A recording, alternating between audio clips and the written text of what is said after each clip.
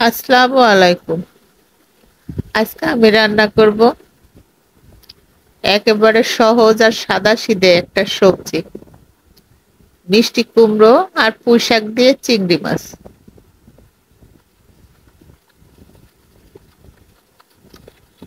সবজিটা সহজ আর সাদাসিধে হলেও খেতে অনেক মজা হয়। তো এর জন্য লাগবে আমাদের কিছু পুঁই শাক, কিছু চিংড়ি মাছ আর একটু মিষ্টি কুমড়া। তো রান্না শুরু করি।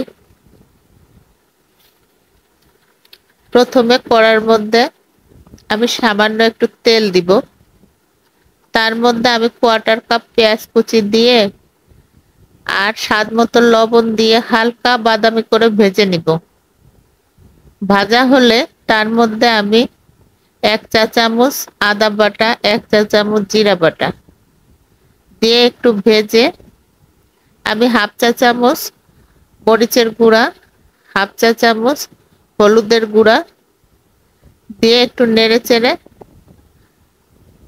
আরো দিব আমি 1 চা চামচ জিরার গুঁড়া দিয়ে একটু ভেজে সামান্য একটু পানি দিয়ে মশলা কষিয়ে নেব। মশলা মশলার মধ্যে আমি 1 চা চামচ ধনিয়ার গুঁড়াও দিয়ে দিব।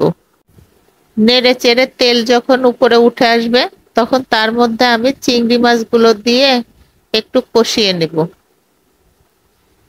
কিছুক্ষণ কষানোর পর এর মধ্যে আমি মিষ্টি কুমড়াগুলা দিয়ে দিব। মিষ্টি কুমড়া দিয়ে আমি কিছুক্ষণ কষিয়ে নিব। এই পর্যায়ে আমি আর শাক দিব না। মিষ্টি কুমড়া একটু শক্ত শাকের তুলনায়, এই জন্য আমি মিষ্টি কুমড়া দিয়ে আগে একটু রান্না করে নিব। তো এই পর্যায়ে আমি কিছু কাঁচামরিচ ফালি করে দিয়ে দিব আর দিব পুঁই শাক। পুঁই শাক দিয়ে আমি কিছুক্ষণ কষিয়ে নিয়ে তার মধ্যে আমি দিয়ে দিব 1 টেবিল চামচ চিনি। এই চিনিটা দিব আমি তরকারির স্বাদ বাড়ানোর জন্য। মিষ্টি কুমড়া একটু মিষ্টি মিষ্টি না হলে খেতে ভালো লাগে না। তো মিষ্টি কুমড়ার তরকারি হালকা একটু মিষ্টি মিষ্টি হলে ভালো হয়, খেতে ভালো লাগে। তো শাক দিয়ে কিছুক্ষণ কষিয়ে আমি 1 কাপ মতো পানি অ্যাড করে দিব, দিয়ে আমি ঢাকনা দিয়ে রান্না করব 5-7 মিনিট।